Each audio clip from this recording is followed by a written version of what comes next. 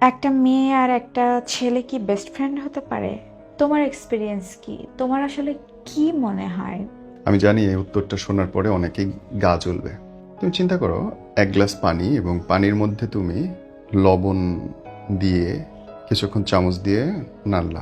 তুমি কি আশা করবা যে ওই লবণটা স্থির থাকবে, গলবে না? অবশ্যই গলবে। একটা সুন্দর মোমবাতি হুম। চুলার পাশে রেখে দিলে আগুনের খুব কাছাকাছি, তুমি কি বলবা যে এটা গলবে না? অবশ্যই গলবে। আধুনিক সমাজের অধিকাংশ মানুষ বলবে ছেলে মেয়েদের বেস্ট ফ্রেন্ড হওয়া সম্ভব। আমি এটা বিশ্বাস করি না। আমার মনে হয় ছেলে মেয়েদের সুন্দর সম্পর্ক হওয়া সম্ভব।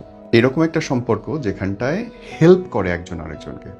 মেয়েরা অনেক কাজ করতে পারে না, সেটাতে ছেলে হেল্প করে। ছেলেরা অনেক কাজ বোঝে না, সেটাতে মেয়েরা হেল্প করতে পারে, এবং তাদের মধ্যে খুব সুন্দর গঠনমূলক সম্পর্ক হওয়া সম্ভব। তবে কোনো না কোনো পক্ষ আরেকজনের প্রতি শারীরিকভাবে আক্রান্ত হবেই।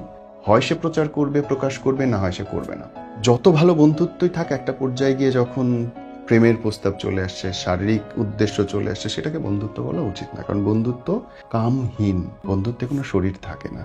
বলতে পারো ছেলে এবং মেয়ের সুন্দর সম্পর্ক হইতে পারে, প্রোডাক্টিভ রিলেশনশিপ হইতে পারে, তবে টু মাই বিলিভ ফ্রেন্ডশিপ কখনোই হয় না। এবং ফ্রেন্ডশিপ যে হয় না, ছেলেদের মনটায় বা মেয়েদের মনে যে কি চলে, এটা অধিকাংশ পুরুষ জানে, এবং সেই কারণে কোনো পুরুষ তার গার্লফ্রেন্ডের সঙ্গে বা তার বউয়ের সঙ্গে অন্য কোনো ছেলেকে দেখতে পারে না। কারণ ও জানে ওই ছেলেটা সবসময় অপশন খুঁজবে, কখনো বাড়াবে সেটুকু।